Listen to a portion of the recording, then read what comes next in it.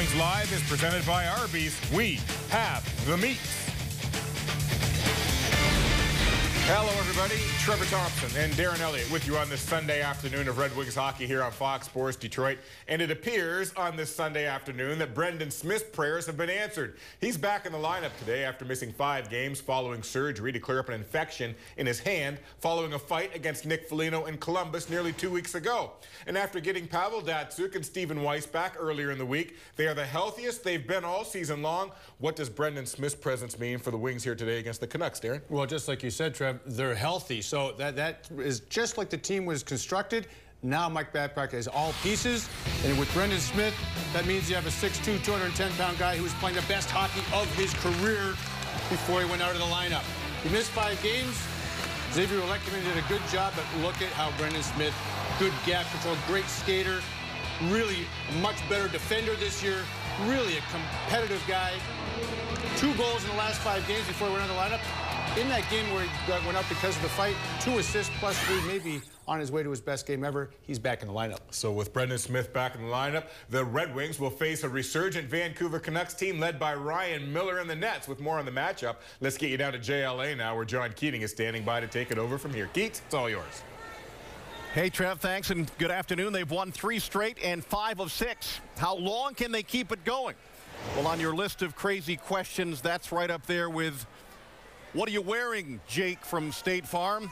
Here's the thing with most hockey coaches, particularly the coach in this town. They are rarely completely satisfied, and Mike Babcock's concern is that his team, even though they're in this stretch in which they've done very well, is allowing too many goals of late.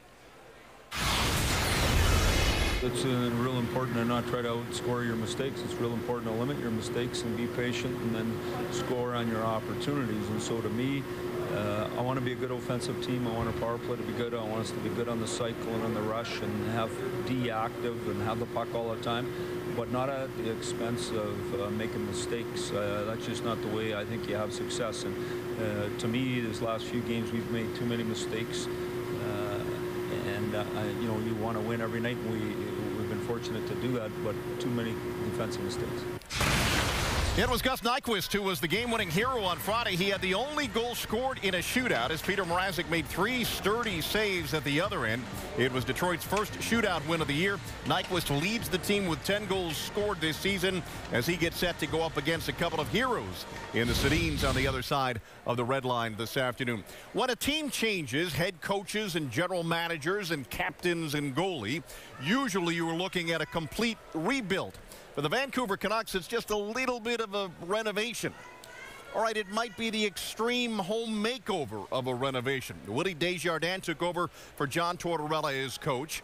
Ryan Kessler is now a Duck. Ryan Miller is the new goalie. And Roberto Luongo is in Florida. And the Canucks surge to the top of the division amid all this chaos. Everyone's contributing, and it's been we have different guys stepping up each and every night, and that's the sign of a good team. Was it a culture shift for your franchise? I think I mean, from the president and all the way down, we had a lot of new personnel and all very good guys. I mean, we played with Trevor before. He brought in Jim Benning, and he's done a good job wherever he's been. So I think, and Willie too, the coaching staff has won on every level they've been at. So I think it's just a winning attitude and a good one. And the Canucks come in having won 3 in a row. Being in Michigan for a hockey game is special for Vancouver's young forward Bo Horvat. He wears number 53, which is the reverse number of a young man who was to have been his teammate in junior hockey with the London Knights. But Ypsilanti's Ian Jenkins was killed in 2011 when he fell out of a moving pickup truck in Milan. He was just 15. Horvat really didn't get to know Jenkins yet, but he did attend his funeral and decided to honor him with his jersey choice. Jenkins' favorite phrase was "have a purpose," and his family gave Horvat a pin with the initials HAP that he wore to the draft when the Canucks took him 9th overall. He says, "Ian has been with me everywhere so far." A reminder that as you watch today's game, that if a Red Wing were to have a hat trick, you could bring a copy of the scoring summary to any Arby's tomorrow and receive a free small order of curly fries. It's Jimmy Howard in goal for the Wings this afternoon. The former Spartan Ryan Miller for the Canucks. And he is only one of the top stories in the NHL this season. A new home and a fresh start in Vancouver. And it's been a sensational union for each. How do you get to him? Well,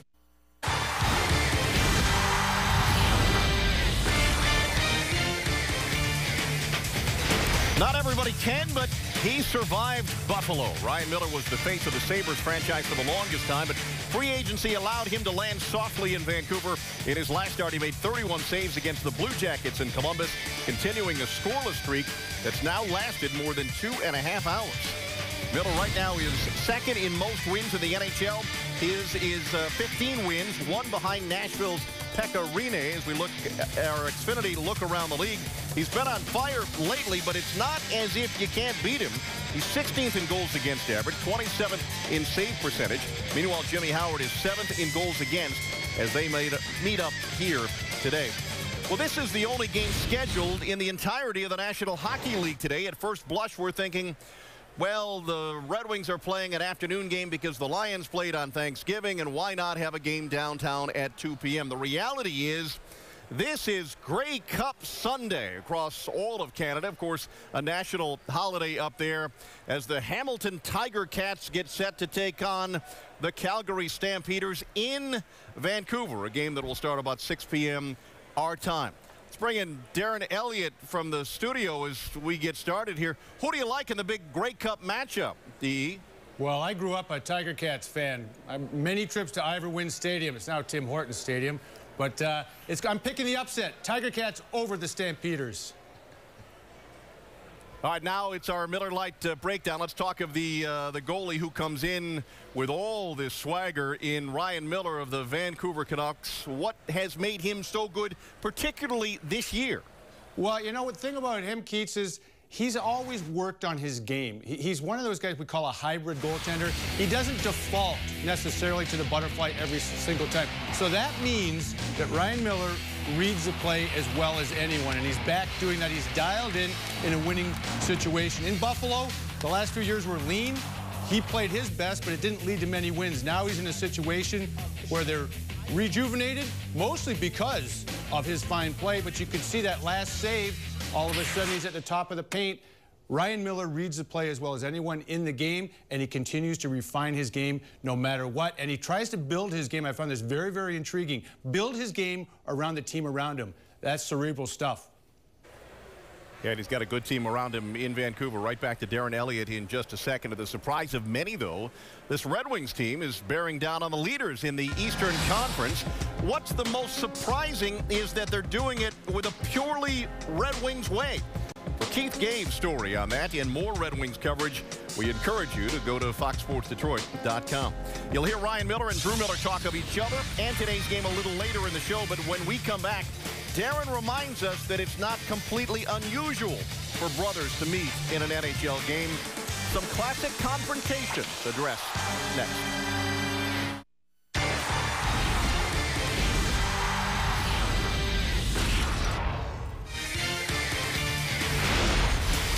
Red Wings Live is brought to you by your local Toyota dealers. Visit buyatoyota.com. Toyota, let's go places. And by Motor City Casino Hotel, 1,000,000 miles away, right down the street. Welcome back inside the studio. Trevor Thompson and Darren Elliott with you on this edition of Red Wings Live. And today's game will feature two sets of brothers, Drew and Ryan Miller on opposite sides of the ice, and Henrik and Daniel Sedin on the same side. Now, seeing brothers or relatives in the same game isn't uncommon. So the Millers, other than the Millers and Sedin, Darren, you wanted to look at some other families that have played in the NHL. Who do you want to start with first? Well, you have to start with the Howe family, just from the standpoint that most hockey players say their dad had the biggest influence on their careers even when they didn't play. Well, can you imagine playing with your dad at the pro level? Mark Howe did that. Marty Howe did that. Houston Aeros, New England Whalers of the WHA. Phenomenal family story. The Howes, we know it near and dear to our heart here in Detroit. That's one of the greatest accomplishments I've ever heard. And there's another former Red Wing on your list as well. Well, you have Mick. Mick and his brother Dick Redmond. I thought they were the coolest guys in the hockey card days. Two brothers, cool looking with that stash and the long hair. Dick Redmond, maybe one of the most underrated defensemen of his era. 445 points as a defenseman, bopped around, played for the California Golden Seals at one point, even half a season with the Atlanta Flames. And we know Mickey Redmond, back-to-back 50-goal seasons as a Red Wing. Unfortunately for Mick, his career cut short because of back injury, but that was the broadcast boost game. And he still plays with us on Tuesdays and Thursdays, just to let you know he's still skating. And up next is another very famous hockey family with Red Wing connections.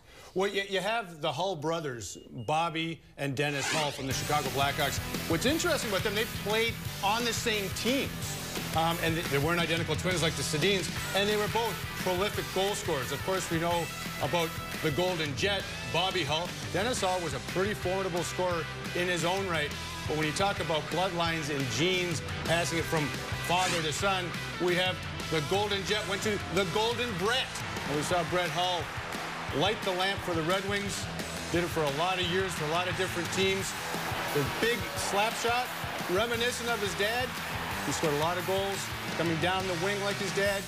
The big one-time shot, nobody better in his era. Look at all the room. No wonder they could score so many goals. It wasn't the goaltending. It had to be the defense. Famous for floating to the open space on the ice, too, with Brett Hull to get that shot off. Now, who can forget the Espositos? I can't because, again, hockey card era, I'm looking at as a goaltender. I'm looking at Tony Esposito.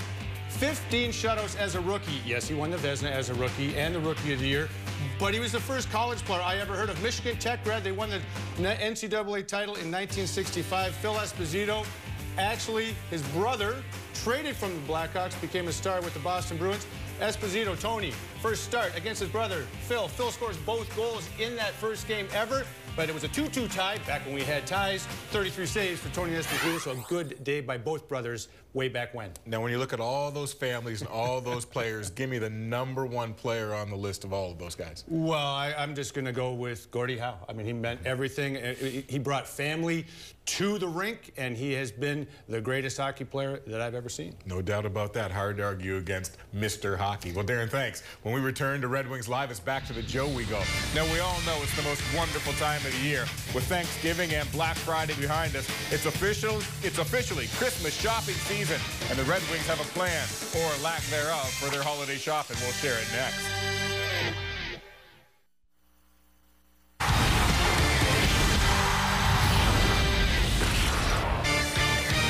Red Wings Live on Fox Sports Detroit is brought to you by ZotAuto.com, home of Chrysler, Jeep, Dodge, Ram, Ford, Toyota, and Scion. And by Flagstar Bank, a proud and official partner of the Detroit Red Wings. The Canucks were last here this month a year ago, and you'll recall it was the first game back for their coach at the time, John Tortorella, who had been suspended for trying to get into the Calgary dressing room during a game. And in the game against the Wings, Jonas Gustafsson started for Detroit, but he complained of dizziness after the first period, and the monster was pulled. Jimmy Howard came on, and he finished the last 2/3 of a shutout win over Vancouver. Detroit beat the Canucks 2-0 that day, sweeping the 2-game season series last season. Wings and Canucks upcoming, and here's what I'm thinking. On the days after Thanksgiving, with Black Friday behind us and Christmas upcoming, hockey players should have an edge in shopping because it will help if you have sharp elbows. With the game every other day nature of the season in which the Red Wings find themselves, shopping and shopping quickly is a challenge. I think everybody's thinking the same thing every year. I'm going to be on time this year. I'm going to try to get it done early. You know, you're always going to end up standing there last week. Haven't had too much luck yet. Years past, I kind of just left it last minute, and then. How last minute do you go? Real last minute, like 22nd, 23rd, but I have some ideas, so that makes it a little easier. And I think just the most important thing is I just get my mom, dad, and sister all figured out, and then I can go from there. Can you describe the panic that sets in 22nd, 23rd? Yeah, definitely. Like right now, I feel comfortable because I know what I'm gonna. Sure. Know I'm gonna get them, but realistically, I'm probably not gonna get their gifts until the 22nd, 23rd. So when those days come around, I'm sure I'll be running the gun a little. There is no game plan. Whenever I get time, I try to fit it in. And how do we do in that, generally speaking? Is there some panic involved as we get closer to the house? No, I really honestly try to get it done beforehand. You know, usually when we get a day off or something like that, I'll just peace out of the house for a couple of hours and try and get it all done. But you're a big star. Can you wander through a mall without people looking at you sideways about what you're buying for the special people in your team? No, I think I'm pretty good off. I think it's worse for Pav and Hank and these guys. Probably Nyquist now too. It depends. If I'm on a mission and I just put my head down and I'm going, that's I can get you know, around town pretty easily, especially because I live behind a mask. I need to remind the boys, this is the last day of November. Tomorrow, it's December. And as you watch today's game and you take a break from shopping, circle the player that you believe is worthy of being the McDonald's Player of the Game. The process presented by the new McCafe Fresh Baked Blueberry Muffin. A reminder, though, no Red Wings Live postgame today, as we'll take it to the Pistons game coverage as soon as we are done here at the Joe. Hello, Lansing. Much of you is here as the Miller boys get back together. Drew and Ryan rarely share a sheet of ice together in the regular season anymore, but they'll talk of each other and the chance to be together for the end of the holiday weekend when we continue on this Sunday afternoon.